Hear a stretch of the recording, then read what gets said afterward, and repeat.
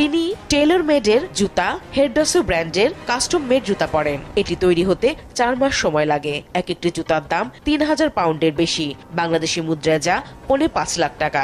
বিশেষ ওই জুতা উট পাখি ও কুমিরের বুকে চামড়া দিয়ে তৈরি। কিছু জুতার দাম 6000 পাউন্ড, বাংলাদেশি টাকায় 9,50,000। সুপার 200, সুপার 180 মডেলের স্যুট, যার এক একটির দাম 6000 পাউন্ড।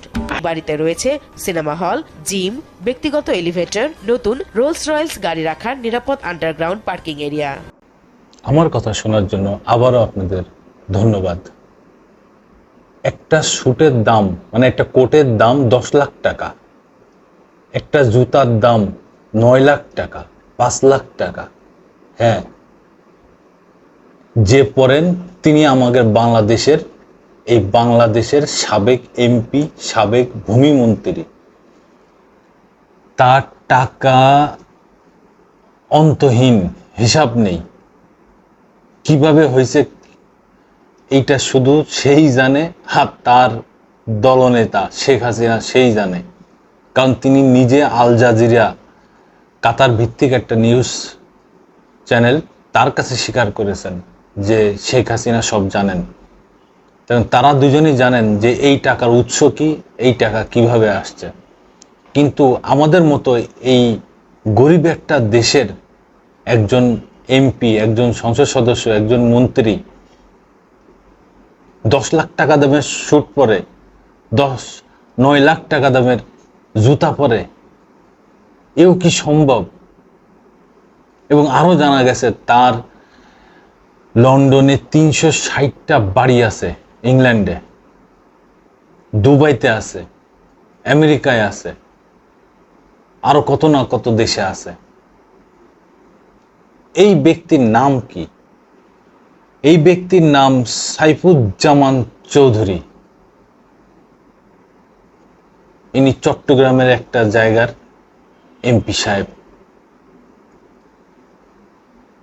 ইনি আইন প্রণেতা, ইনি সারা বাংলাদেশের আইন প্রণয়ন করেন। অথচ তার ভিতরে কত বড় দুর্নীতি লুকায় রাখছেন তিনি।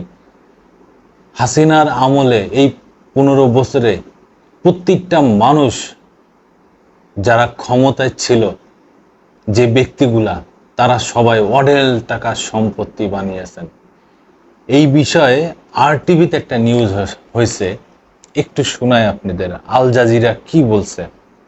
ছাত্র জনতার আন্দোলনের মুখে পদত্যাগ করা সাবেক প্রধানমন্ত্রী শেখ হাসিনা সরকারের ভূমিমন্ত্রী সাইফুজ্জামান চৌধুরী যুক্তরাজ্যে সম্পদের পাহাড় গড়েছেন। কাতার ভিত্তিক সংবাদ মাধ্যম আল জাজিরার অনুসন্ধানে বের হয়ে এসেছে এই তথ্য। বুধবার 18 সেপ্টেম্বর প্রকাশিত এই প্রতিবেদনে বলা হয় কিভাবে সরকারি বেতন পেয়েও ভিন দেশে সাম্রাজ্য গড়ে তুলেছেন আওয়ামী লীগের সাবেক এই মন্ত্রী। প্রতিবেদনে বলা হয় সাইফুজ্জামান চৌধুরী যুক্তরাজ্যে $25 কোটি খরচ করে 360টি বিলাসবহুল বাড়ি কিনেছেন, যা বাংলাদেশে অর্থে প্রায় 3000 কোটি টাকার সমান। ব্রিটেন ছাড়াও নিজের রিয়েল এস্টেট ব্যবসাকে সম্প্রসারণ করেছেন দুবাই, নিউ ইয়র্ক, সিঙ্গাপুর এবং মালয়েশিয়া পর্যন্ত। সব মিলিয়ে তিনি 5 শতাধিক বাড়ি কিনেছেন, যেগুলোর মূল্য প্রায় $70 কোটি। আল জাজিরা বলেছেন শেখ হাসিনার সঙ্গে সখ্যতা ছিল সাইফুজ্জামানের।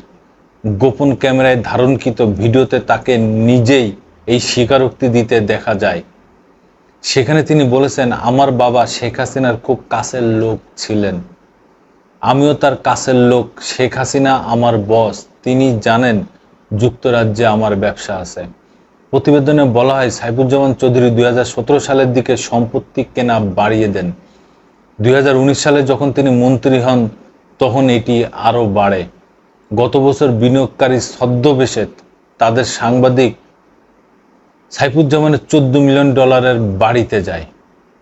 ওই সময় ছদ্মবেশী সাংবাদিকদের সাইফুজ্জামান বড়াই করে জানান তিনি কুমিরের চামড়ার হাতে তৈরি জুতার উপর হাজার হাজার ডলার খরচ করেন এবং লন্ডনের সবচেয়ে দামি দোকান থেকে ইটালিয়ান স্যুট তৈরি করে থাকেন।